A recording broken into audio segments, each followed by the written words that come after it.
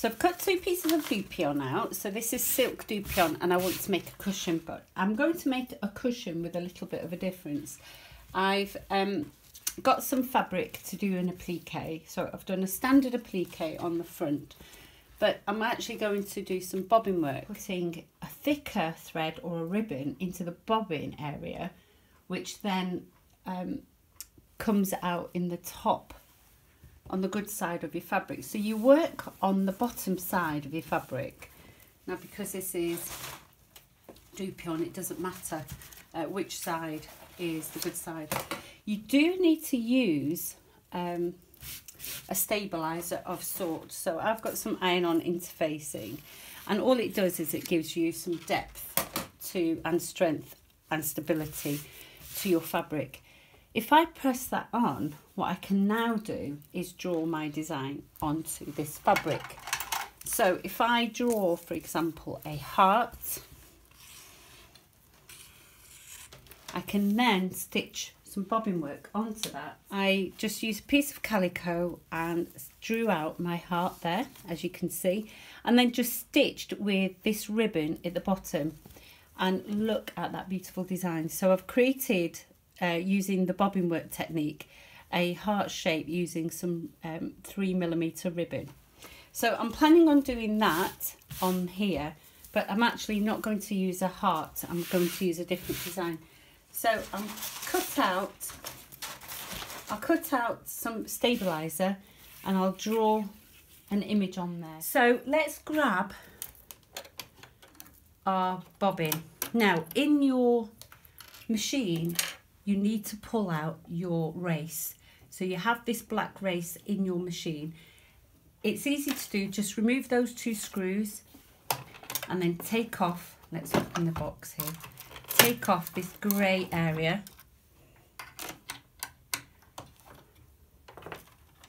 Just wind the rest of the, just loosen the screws there. Okay, so pull that out. I'm going to remove the foot just so we can see what's going on.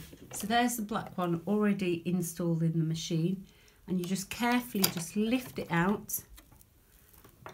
You need to grab your brush, you need to get rid of all the dust from this area. So any dust build up, make sure you get rid of that, because that will interfere with your bobbin work. You also need to make sure your grey bobbin race is clear. See, there's a dot or a mark on there. Make sure it matches with the mark on the machine as well. So just place that in there so it's nicely in there. It moves a little bit, and then replace the needle plate. Okay, and I'll just put the foot end. Because I'm doing regular stitching, I'm going to use foot end, even though I'm only using straight stitch. It's because it's a wider foot. So the first thing you need to do is measure the ribbon or embroidery thread that you're going to use, and make sure it's no more than 3.5mm wide. If it's a stiff ribbon, you might need to only use something narrower, maybe 2mm. So fill the bobbin up. Now, because I'm not worried about a uniform ribbon stitch out, if I was, I would neatly wind that round nice and straight, so just wind it up by hand, and then we don't fill it all the way up, just fill it about 3/4, 2/3 to about 3/4, and it's very difficult to see how much you need. Just careful not to get that end cut in there. Okay, I would say that was about 3/4 full. Let's trim off this end because we don't want that caught up in there, and let's trim off about 10 centimeters. Now, usually you put your bobbin in anti-clockwise, but this time we're actually going to put it in so the ribbon comes from the right. Let's take the lid off, and we're not going to use the tension spring. If we were using embroidery thread, it's finer, so yes, I would use the tension spring. So make sure that's in there nice and firmly. I need to pull that ribbon up through the needle hole. So even though I've put that on there for the minute. I'm actually just holding that just loosely while I just make sure I use a good thread. Now in the top I have a regular Gutterman thread in there. It's polyester also thread. It's nice and light and it's a good quality thread that will help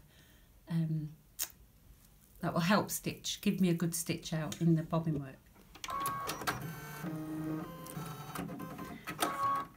And we're going to pull the bobbin thread up. So I'm going to just loosen the lid off and just turning the hand wheel like in the good old days. Just going to hold on to the bobbin while I pull out my thread. Got a thread, it's actually a ribbon. So pull out the ribbon, pull out the thread, make sure they're both out. You don't need as much as that, you only need to make sure there's about 3 or 4 inches on there. Pop the lid back on. Okay, so here's the stabiliser, as I explained to you before. I've ironed it onto the back of my dupion and I've drawn my design on the stabiliser. So I can just follow now. What I need to do is create a hole. Because this ribbon's quite wide, I need to bring it up through the hole. A hole, because I do need to bring it up to the wrong side of the fabric. So even though I've created that hole there with an awl, I am going to bring that up carefully. Just make sure the needle goes in. So pull on my top thread. So I'm pulling on my top thread and making sure the needle goes into the hole I've created with the awl. And I'll bring that up nice and tight. I'm going to hold both ends of the thread and try and scoop up that ribbon. You can see it coming, there we go.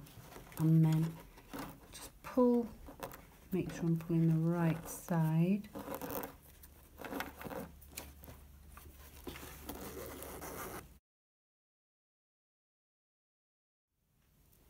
So just pull on the ribbon and feel for when it stops, or you can feel that it's going to be pulled from the bobbin. Put the presser foot back down and we are going to start stitching at a very low speed. Start on a slow speed and we're just going to follow the pattern around.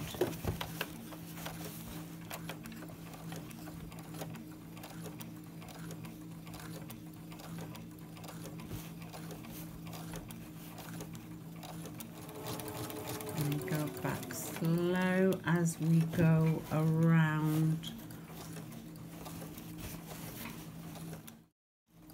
Make sure you're keeping your fabric nice and flat. There we go. And we're just going to come to the join there. I'm not going to stop there, I'm actually going to put the presser foot down and carry on.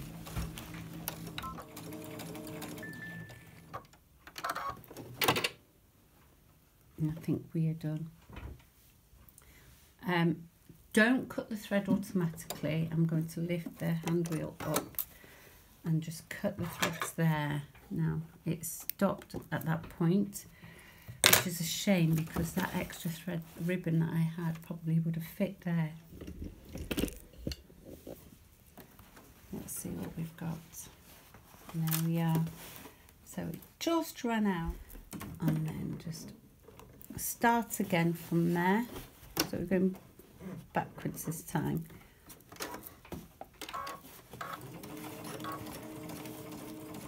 And you don't lock the stitches there.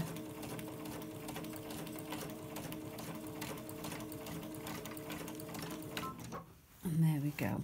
Do not cut your thread using the automatic cutter. You could damage the machine. Don't do a reverse. Again, you'll damage the machine. The machine is only designed for thin threads.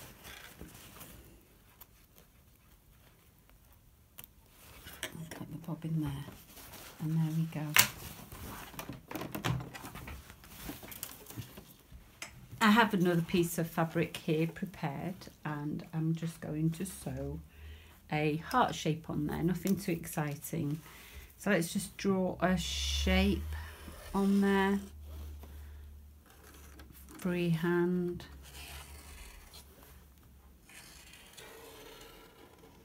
There we go. There's my heart. Let's prepare the bobbin. Now the bobbin is going to be filled up this time with some gold embroidery thread. So as we did before, we're going to hold it nice and tight there, and we just wind by hand. Don't fill it more than half. Don't fill it full. You want to fill it to just 2/3 or 3/4. Try and keep it as even as you can, and keeping the same tension all the way through if you can. So that's about right there, isn't it? Okay, so let's trim that, and we're going to trim away the thread we have from the start. Place it into the bobbin with the right side coming down there. I'm going to replace the top thread, so instead of using an all-purpose polyester, I'm going to change that to a monofilament thread, and I've chosen a colour not too dissimilar from the gold. There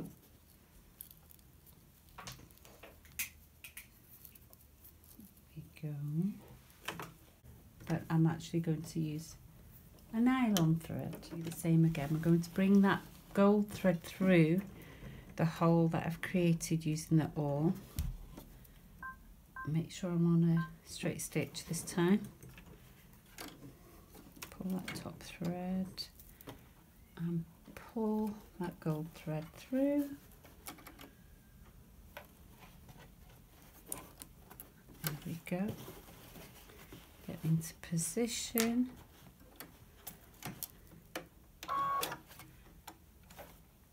And let's just going to follow this round. And that sounds great. So using a net on the monofilament thread, it's just nylon thread, it's invisible, and it just makes sure that it holds the gold thread down, the embroidery thread down, and hopefully we won't see it. And because it has that slight sheen to it, it also adds to the luster. Keep the tension high, so I've got my tension on 6. I've kept the length at the maximum of 5mm. Keeping a nice long length helps secure the embroidery without shredding the thread. And then as we come to the end, if you have an automatic thread cutter or an automatic reverse button, don't use them. Just finish at the same point as you started and just bring the needle out. What I might do is just pivot round, oops, and sew a couple of stitches that way to help secure. And if I bring out needle, lift up the presser foot and cut all my threads, cut from underneath, we can have a look and see what we've done. And there we go. And we've created a beautiful heart on our cushion panel. And I think with a few colours and a few other ribbons, we can create all sorts of wonderful designs. And I'd like to see yours. Take care.